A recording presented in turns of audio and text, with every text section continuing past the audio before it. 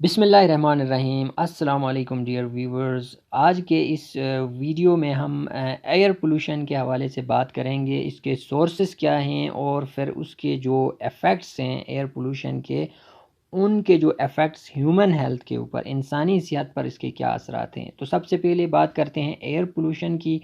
तो air pollution उसको कहा जाता है कोई भी ऐसी एटमॉस्फेरिक कंडीशन जिसकी वजह से डिफरेंट सब्सटेंसेस जो है एक ख़ास कंसंट्रेशन में, ठीक है, एक हाई इनफ कंसंट्रेशन में, जो नॉर्मल एम्बिएंट लेवल्स हैं अगर उससे ज़्यादा लेवल पे मौजूद हों, ठीक है, जिनके जो है मेजरेबल इफ़ेक्ट्स हों ह्यूमन हेल्थ के ऊपर, ठीक है, मैन या ह्यूमन हेल्थ के ऊपर, एनिमल्स के ऊपर, फिर आपके वेजिटेशंस हैं या जो दूसरे मटेरियल्स हैं उनके ऊपर, उनके जो है मेजरेबल इफ़ेक्ट्स होते हैं, उनको एयर पोल्यूशन कहा जाता है, ठीक है।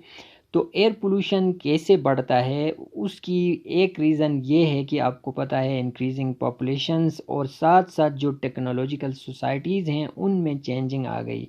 इंसान ने डेवलपमेंट की वजह से डेवलपमेंट की वजह से डिफरेंट टेक्नोलॉजीज़ इन्वेंट की, जिसकी वजह से आपको पता है एयर क्वालिटी जो है डिटेरियोरेट होने लगी, ठीक है, एयर पोल्यूशन डिटेरियोरेट होने लगी। तो एयर पोल्यूशन डिटेरियोरेट होने लगी जिसकी वजह से हमें क्या हो गया, इनकन्वीनियंस हमें फ़ील करना पड़ा। जब आपका एयर पोल्यूट होगा उसके साथ साथ आपके कॉस्ट्स बढ़ेंगे, फिर हेल्थ प्रॉब्लम्स आपको फेस करने होंगे। अगर हम ग्लोबली अगर हम देखते हैं तो एयर पोल्यूशन की वजह से कॉन्फ्लिक्ट्स जो है वो रेज हो रहे हैं, वो कॉन्फ्लिक्ट्स बढ़ रहे हैं एयर पोल्यूशन की वजह से। फिर जो है रिड्यूस्ड फ्रीडम और साथ साथ जो न्यू टेक्नोलॉजीज़ भी डेवलप हो रही हैं जिसकी वजह से एयर पोल्यूशन बढ़ रहा है। ये मेन रीज़न्स हैं। अगर हम सोर्सेज की तरफ जाते हैं, जो मेन जो इमिशन सोर्सेज हैं एयर पोल्यूशन के, उसकी तरफ हम जाते हैं तो फर्स्ट ऑफ ऑल ट्रैफिक आजकल बहुत बड़ा इशू बन रहा है, जो है मैसिव ट्रैफिक, ठीक है, सारे सिटीज़ में और सारे एरियाज़ में आपका ट्रैफिक बढ़ रहा है जिसकी वजह से एयर पोल्यूशन आपका बढ़ रहा है। इसके साथ साथ फिर आपको पता है पॉपुलेशन इंक्रीज़ होने की वजह से आपको ज़्यादा से ज़्यादा इलेक्ट्रिसिटी की ज़रूरत होती है। तो ड्यूरिंग इलेक्ट्रिसिटी जनरेशन स्पेशली जो थर्मल जो है हम सोर्सेस यूज़ करते हैं उसकी वजह से आपका एयर पोल्यूशन, फिर आपके इंडस्ट्रियल प्रोसेसेस डिफरेंट, फिर होम कुकिंग और सिविल जो प्रोसेसेस हैं, साथ साथ फिर वेस्ट इंसिनरेशन और बायोमास बर्निंग की वजह से और दूसरे बहुत से ऐसे सोर्सेज हैं जिसकी वजह से आपका एयर पोल्यूट हो रहा है। अब हम बात करते हैं जो प्राइमरी एयर पोल्यूटेंट्स हैं और उसके जो सोर्सेज हैं वो कितना परसेंट कंट्रीब्यूट कर रहे हैं एयर पोल्यूशन की तरफ। तो सबसे पहला जो मेन कंट्रीब्यूटर इसमें हम बात करते हैं पोल्यूटेंट्स की, उसमें सल्फ़र डाइऑक्साइड है। तो वो पावर सेक्टर में जो एनर्जी के हवाले से उसमें 99% इसमें कंट्रीब्यूट कर रहा है एयर पोल्यूशन की।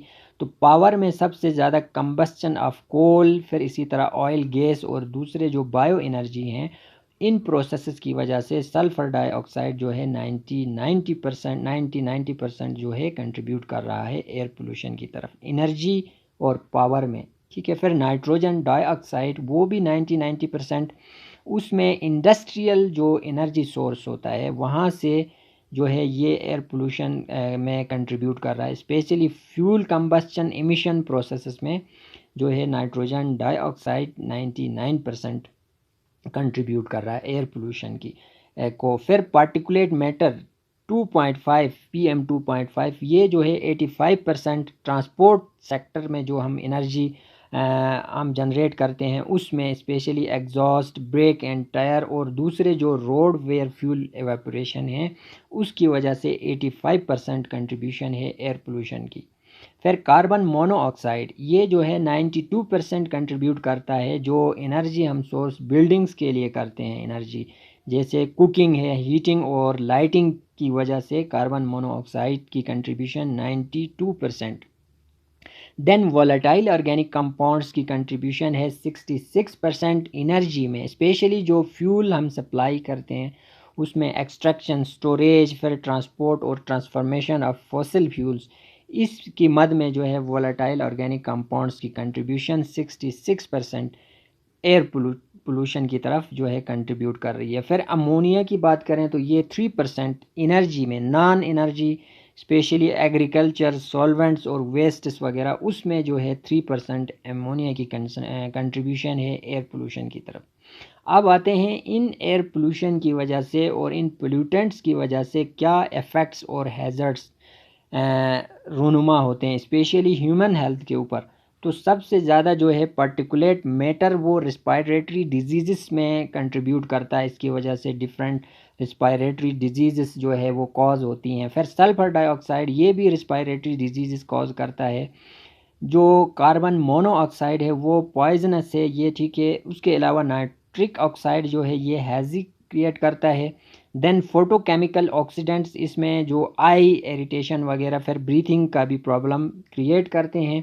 फिर वोलेटाइल ऑर्गेनिक कंपाउंड्स आपको पता है ये कार्सिनोजेनिक होते हैं, ये कैंसर कॉज करते हैं।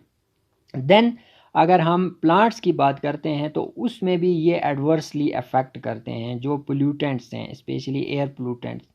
तो ये बेसिकली लीफ सेल्स को और स्ट्रक्चर को डिस्ट्रॉय करते हैं। इसके अलावा एब्जॉर्प्शन को हाइंडर करते हैं, रोकते हैं। साथ साथ जो मटेरियल एंड इक्विपमेंट्स हैं उनको भी अफेक्ट करते हैं, ठीक है, उनको ख़राब करते हैं specially metal, paint coating, leather, paper products, textile, rubber, फिर कंस्ट्रक्शन कंटेमिनेट और जो डैमेज है वो जो है कॉज करते हैं। तो dear viewers, this is all about today's lecture.